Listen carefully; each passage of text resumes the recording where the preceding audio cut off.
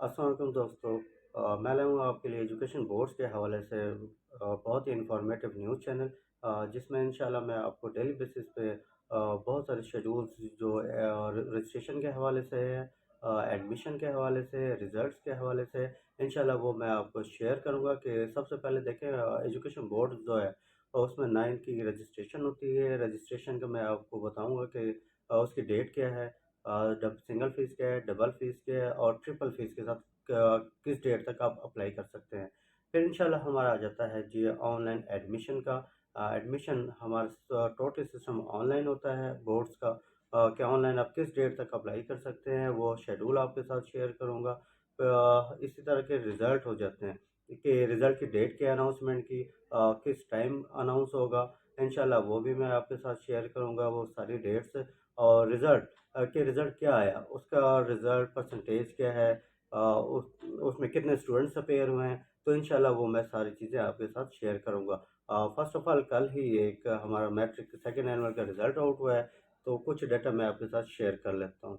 तो उसमें इसी तरह देखिए कि टोटल स्टूडेंट अपेयर हुए हैं 7,461। उसमें जो पास हुए हैं 3,093 स्टूडेंट्स। ओवरऑल पास परसेंटेज क्या रहा है वो आपको बताता हूँ।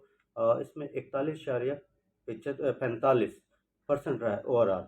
और ये भी आपको बताता चलूँ कि मेल कितने अपेयर्ड हुए, फीमेल कितने अपेयर्ड हुए हैं और उनका परसेंटेज क्या है, ये आपको बताते हैं।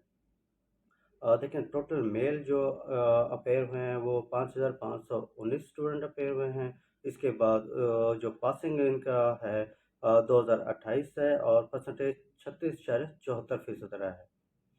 इसी तरह फीमेल कितने अपेयर हुए हैं वो आपको बताते हैं।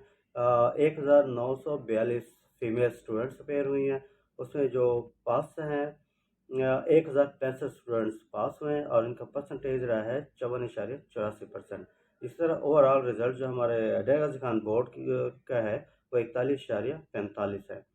तो इसलिए उसमें देखें स्टूडेंट्स और हमारे टीचर्स हज़रात, उनको इस चैनल से बहुत ही फ़ायदा होगा। बहुत सारे मेरे दूर-दराज़ के स्टूडेंट्स हैं, उनको मालूमात नहीं होती।